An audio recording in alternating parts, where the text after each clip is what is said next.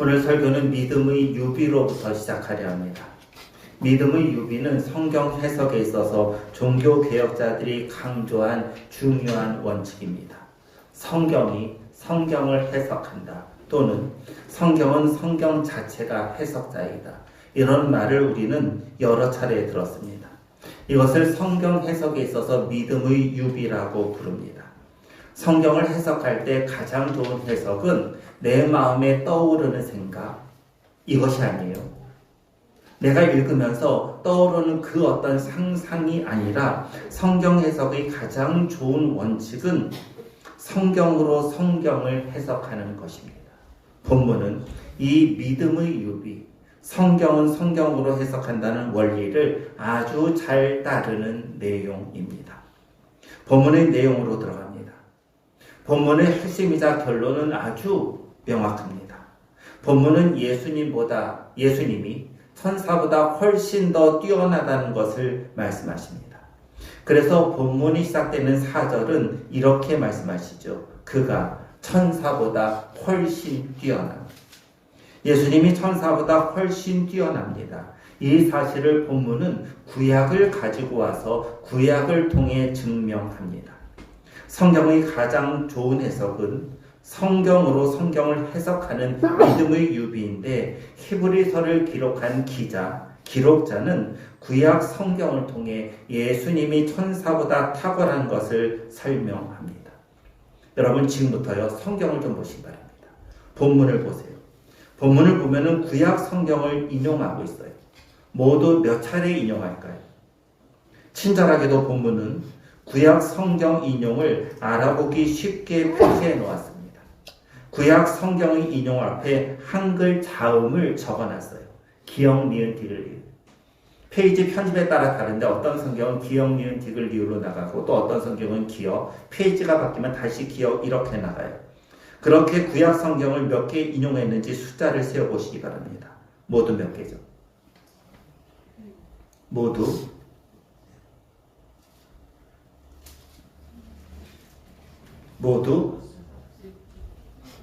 7개입니다. 5절에는 2개의 인용이 있어요. 6절, 7절, 8절에, 그리고 9절과 10절에, 아니죠. 6절, 7절, 그리고 8절에서 9절, 10절에서 12절, 13절 각각 한 개씩 모두 7개의 인용입니다. 지난주 설교로 좀 돌아가 볼까요? 지난주 설교인 본문 앞인 2절 하반절에서 3절까지 예수 그리스도의 탁월함을 말씀하셨는데 모두 몇 가지로 말씀하셨죠? 모두 7가지였습니다. 숫자 7은 완전수 혹은 충만수입니다. 예수님의 탁월함은 완전하고 충만하다는 것을 강조하기 위해 모두 7개, 즉 완전수로 설명한 것입니다. 다시 본문으로 좀 돌아오죠. 본문에는 예수님이 천사보다 훨씬 뛰어나다라는 구약의 인용이 모두 7개입니다. 이것은 무엇을 의미할까요? 예수님은 완전하게, 충만하게, 그리고 탁월하게 천사보다 뛰어나다입니다. 예수님이 천사보다 훨씬 더 뛰어나다는 것을 강조하기 위해 구약 성경 7곳을 인용한 것입니다. 본문은 예수님과 천사를 비교하십니다. 물론 예수님이 천사보다 훨씬 더 뛰어나시지만 예수님과 비교 대상이 될 정도로 천사 역시 대단한 존재인 것만은 분명합니다. 여기서 유대인들이 생각하는 천사에 대해 살펴봐야 합니다. 여러분, 성경이 이야기하는 천사가 아니에요. 유대인들이 생각하는 천사입니다. 물론 성경에 근거한 것도 몇 개 있기는 합니다. 유대인들은 천사를 하나님과 사람 사이의 중개자로 생각했습니다. 하나님이 사람에게 말씀하실 수 없고 사람이 직접 하나님께 접근할 수 없으므로 천사를 통해 하나님께 기도 올릴 수 있다고 유대인들은 생각했습니다.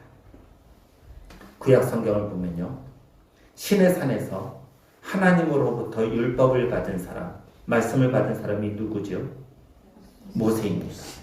유대인들은 하나님이 율법을 모세에게 직접 준 것이 아니라 유대인들은 율법을 천사에게 주었고 이 천사가 모세에게 주었다고 생각했습니다.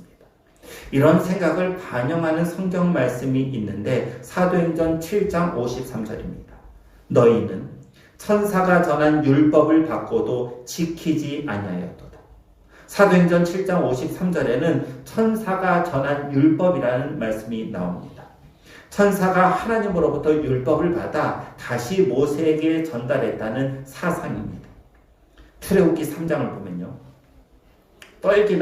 떨기나무에 불이 붙었는데 떨기나무가 불타지 않는 것을 모세가 보고 가까이 합니다. 나무에 불이 붙었어요. 그럼 이 나무는 어떻게 돼야죠? 타야죠. 수초로 변해야죠. 그런데 떨기나무 모양 그대로 있는 거예요. 너무 이상해서 모세가 가까이 가자 음성이 들립니다. 하나님의 음성입니다. 유대인들은 이때 모세에게 말씀하신 것도 하나님이 아닌 천사라고 주장했습니다. 천사들은 하나님을 호위하며 수종듭니다. 때때로 천사들은 하나님의 군대라고 부르기도 했습니다. 천사들은 사람들에게 하나님의 말씀과 뜻을 전달하는 도구였습니다. 누가복음을 보면은 천사 가브리엘이 예수님의 어머니 마리아에게 가서 잉태하여 아들을 낳을 것이요 이름을 예수라 하라 이렇게 전달합니다. 천사는 먹지도 마시지도 않습니다. 물론 자녀도 낳지 않습니다. 죽지도 않습니다. 하지만 유대인들은 하나님께서 천사를 없앨 수 있다고 생각했습니다. 유대인들은 천사들이 하나님의 계획과 목적을 엿들어서 인간에게 장래일을 알게 한다. 다시 말하면 인간보다 장래일을 더 잘 안다고 생각했습니다. 유대인들은 때론 천사들이 하나님의 목적에 반대하는 행동을 했다고 생각하기도 했습니다. 특히 천사들은 하나님의 인간 창조를 반대해서 천사 중 다수가 벌을 받았고 모세에게 율법을 주신 것을 반대해서 모세가 신의 산으로 올라갈 때 악한 천사들이 공격했다는 생각도 가지고 있었습니다. 천사들이 자기 지위와 특권을 인간에게 빼앗길까봐 인간을 시기한 것입니다. 하늘의 달과 별들, 천체를 운행하기 위해서는 200명의 천사가 필요하다. 바다를 맡은 천사도 있다. 비, 바람, 눈을 맡은 천사도 있다. 지옥, 형벌을 맡은 천사도 있다. 인간이 말하는 모든 언행을 일일이 기록하는 천사도 있다. 그리고 아이들까지 보호하는 천사가 사람에게 붙어 있다. 이것이 유대인들의 천사에 대한 생각이었습니다. 사탄은 인간을 고발하는 천사예요. 사탄이 인간을 고발할 때 1년 364일 동안 날마다 하나님 앞에서 인간을 고발한다고 유대인들은 생각했어요. 여러분 1년이 며칠이에요? 물론 올해는 윤년이 있어서 윤달이 있어서 366일이죠. 보통 1년 365일이잖아요. 그런데 왜 유대인들은 사탄이 하나님 앞에서 1년 364일 동안 인간을 고발한다고 생각했을까요? 그 이유는 단 하루의 예외가 있다는 거예요. 그 예외의 날은 구약의 속죄일입니다. 구약의 속죄일은 대제사장이 하나님이 임재하시는 지성소에 들어가 모든 이스라엘 백성들의 죄를 용서받는 날이잖아요. 그날만큼은 하나님 앞에서 인간을 고발하는 사탄도 효력을 발휘하지 못한다고 생각한 것입니다. 보통은 천사들을 불멸로 믿었지만 어떤 유대인들은 천사가 하루만 사는 하루살이다 라는 주장을 펴기도 했습니다. 유대인들은 피조물 중 가장 으뜸가는 것이 무엇인가? 그것이 천사라고 생각했습니다. 천사를 하나님과 인간 사이의 중보자로 생각했고 그러다 보니 천사를 경배하는 대상으로 여기기도 했습니다. 이런 유대인들이 가지는 천사에 대한 생각에 대해 본문은 그렇게 너희들이 대단히 여기는 천사도 예수님보다 훨씬 뛰어나지 못하다. 이것을 강조합니다. 이제 구체적으로 본문에 나오는 7개의 구약의 인용에 대한 말씀을 보아야 할 것 같습니다. 이 7개의 구약 인용은 모두 천사보다 훨씬 탁월하신 예수님에 대한 설명입니다. 첫 번째와 두 번째 인용은 5절이에요. 5절을 함께 읽으십니다. 하나님께서 어느 때에 천사 중 누구에게 너는 내 아들이라 오늘 내가 너를 낳았다 하셨으며 또 다시 나는 그에게 아버지가 되고 그는 내게 아들이 되리라 하셨느냐. 첫 번째 인용은 너는 내 아들이라 오늘 내가 너를 낳았다입니다. 이 말씀은 구약에 어디서 인용되었죠? 여러분 맨 밑에 나눠주러 가보세요. 기억으로 되어 있을 거예요. 어디입니까? 시편 2편 7절입니다. 하나님은 천사 중 그 누구에게 너는 내 아들이라 오늘 내가 너를 낳았다 이렇게 말씀하신 적이 없습니다. 그런데요, 유대인들의 문헌을 살펴보면은 천사를 하나님의 아들로 표현하는 경우들이 종종 있습니다. 성경을 봐도요, 명시적이진 않지만은 은근히 천사들을 하나님의 아들로 표현하는 경우도 있습니다. 때로는 많은 천사들을 부르면서 하나님의 아들들로 표현하는 경우도 있습니다. 하지만 여기서 중요한 것이 있어요. 단수는 단 하나잖아요. 천사 단 한 명을 가리켜서 하나님의 아들로 표현한 경우는 없습니다. 본문을 해석하는 주석가들은 5절에서 아주 중요한 표현이 있다고 말해요.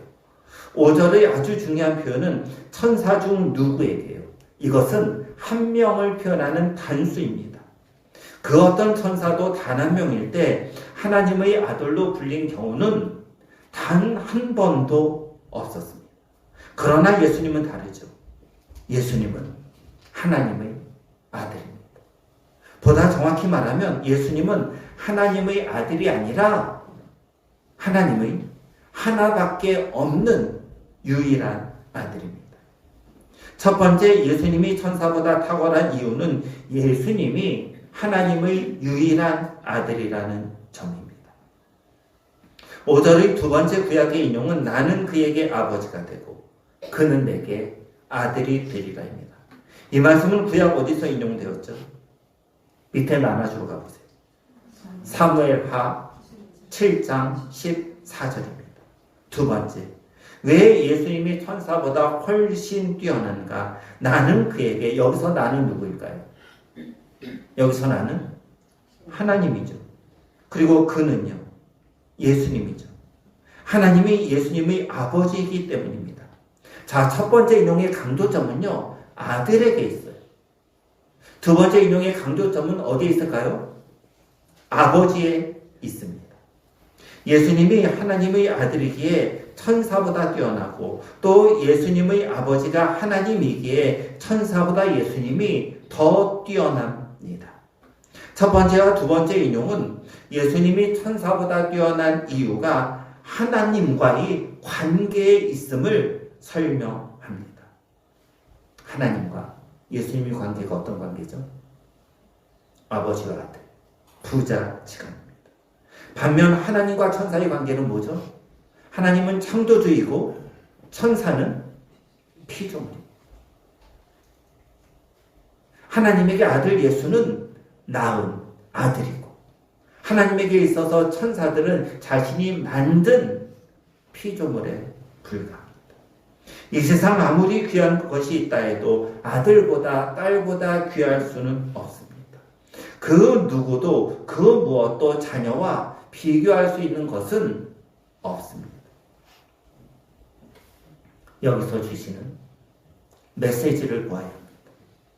예수님은 천사보다 훨씬 뛰어납니다. 그 이유는 예수님과 하나님과의 관계 때문입니다.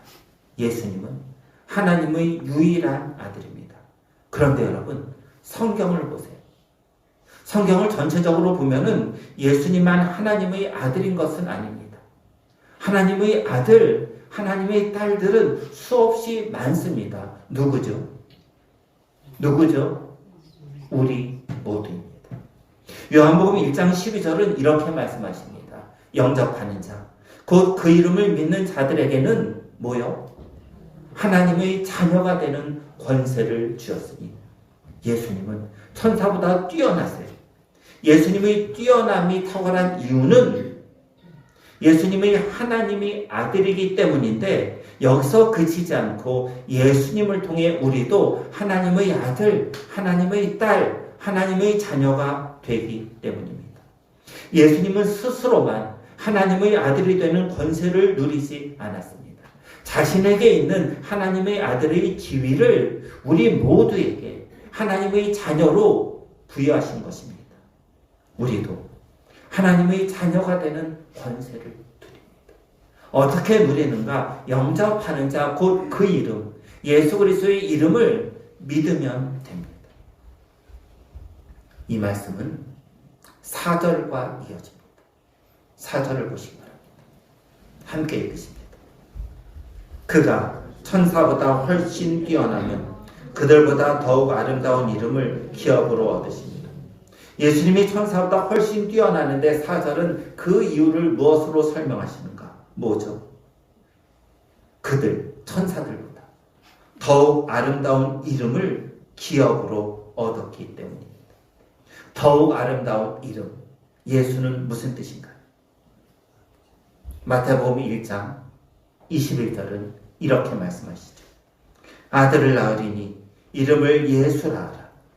이는 그가 자기 백성을 그들의 죄에서 구원할 자이십니다. 아들을 낳으면 이름을 예수라 하는데 그 예수 이름의 뜻은 자기 백성을 그들의 죄에서 구원할 자입니다. 예수님의 아름다운 이름의 뜻은 자기 백성을 죄에서 구원하기 때문입니다. 죄의 사, 죄의 대가는 사망입니다. 죄로 인해 지옥에 갈 우리 모두를 죄에서 구원해서 영원한 하늘나라로 인도하실 분이 예수 그리스도이시고, 이것이 아름다운 예수 이름의 뜻입니다. 예수님이 아름답고 천사보다 훨씬 뛰어난 이유는 자신이 하나님의 아들이기 때문이며, 이것이 첫 번째이고, 두 번째는 하나님의 자녀가 되는 권세를 본인만 누리는 것이 아니라 영접하는 자, 곧 그 이름을 믿는 모두에게 하나님의 자녀가 되는 권세를 주셨기 때문입니다. 또한 자기 백성을 죄에서 구원할 자이시기 때문입니다.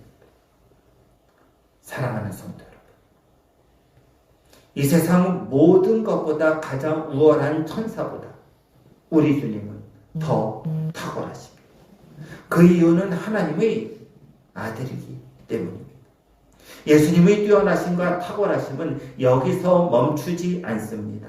하나님의 아들, 하나님의 딸로서의 특권을 자신만 누리지 않고 영접하는 자, 그 이름을 믿는 우리 모두에게도 하나님의 자녀가 되는 권세를 부여하셨습니다. 예수 그리스도를 영접하는 우리, 자기 백성을 죄에서 구원하신다는 예수님의 이름을 믿는 우리에게 하나님의 자녀가 되는 놀라운 권세를 주신 것입니다. 우리를 하나님 자녀로 삼아주신 천사보다 탁월하신 예수님께 감사하는 성도들이 되시길 바랍니다. 우리를 구원하신 예수님의 아름다운 이름에 걸맞은 성도로 살아가는 믿음의 백성들이 되기를 우리 주 예수 그리스도의 이름으로 간절히 소원합니다. 기도드리십니다. 하나님, 천사보다 탁월한 하나님의 아들이신 예수님께서 그 지위를 우리들에게, 영접하는 자, 곧 그 이름을 믿는 우리들에게 하나님의 자녀의 권세의 특권을 주시니 감사합니다. 예수 그리스도를 믿음으로, 예수 그리스도의 이름을 믿음으로 하나님 자녀가 되는 권세를 가진 성도로서 주님께 감사하며 그 이름에 합당한 삶을 살아가는 우리 모두 되도록 인도해 주옵소서. 가장 탁월한 천사보다 더 탁월하신 우리 주 예수 그리스도의 이름으로 기도드립니다. 아멘.